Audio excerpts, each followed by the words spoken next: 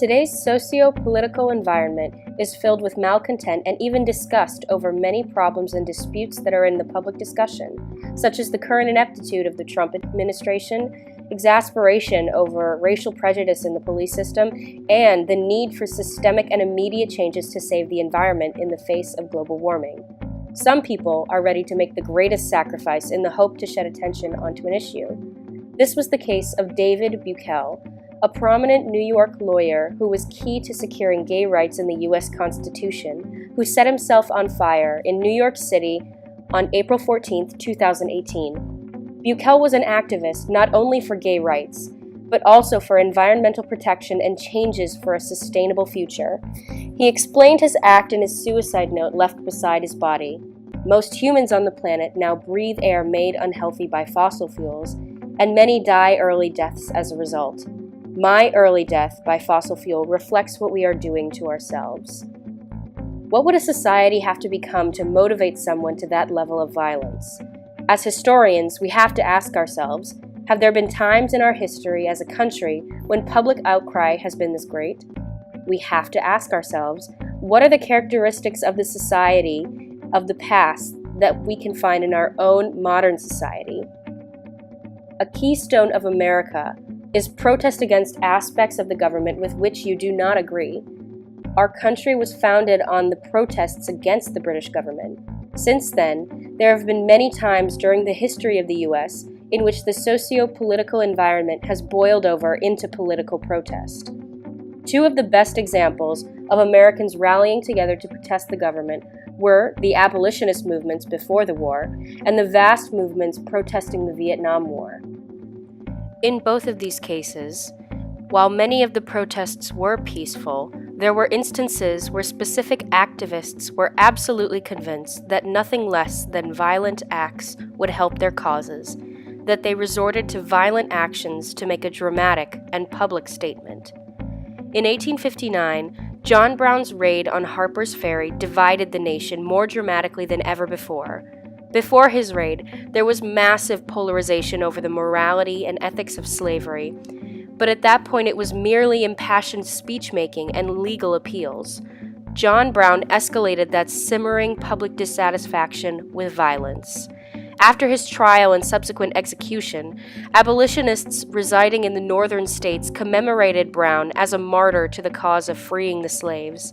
Southerners viewed him as an outright terrorist and were alarmed at the public admiration of him in the North, as their fears of a slave uprising were deepened. That division sparked into the Civil War in 1861 with the secession of the Southern states and the attack on Fort Sumter. The 1960s saw great civil change and unrest in America, with the civil rights movement as well as protests against the Vietnam War.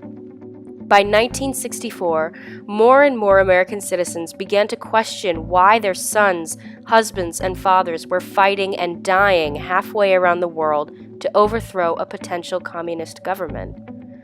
Protests against the war became more common and drew larger and larger crowds, but had been peaceful assemblies until 1964. The peaceful nature of the anti-war protesters changed when, on November 2, 1965, a 31-year-old Quaker by the name of Norman Morrison decided, following the example of some Vietnamese monks in the earliest years of the war, to set himself on fire in protest of the human rights violations suffered by the Vietnamese people during the war in a public protest outside of the Pentagon. Morrison's death made him a martyr in the cause for peace, and he became heralded in Vietnam as a hero.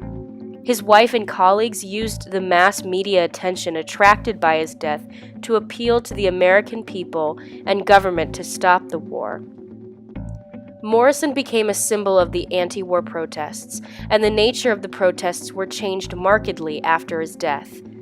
In this case, it took 9 more years of protest and political opposition to end American involvement in the war.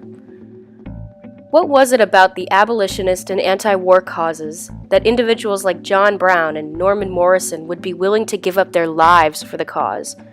What conditions in U.S. history have given rise to violent protest? A stark similarity between the periods of the Civil War in the 1850s and the height of the anti-war movement in the 1960s is that both the 1850s and the 1960s were times when the U.S. was extremely polarized on a socio-political scale.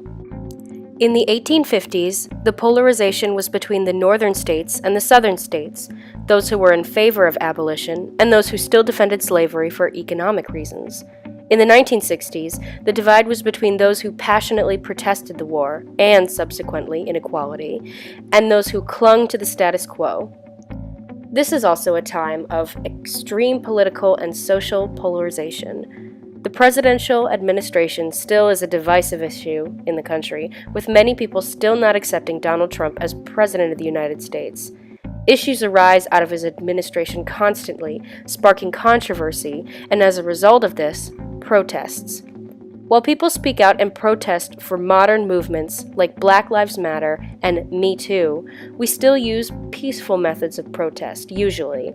We will have to see if, in time, the political and social environment will become polarized to the point where an activist decides to take matters into their own hands and commit an act of violence for the cause.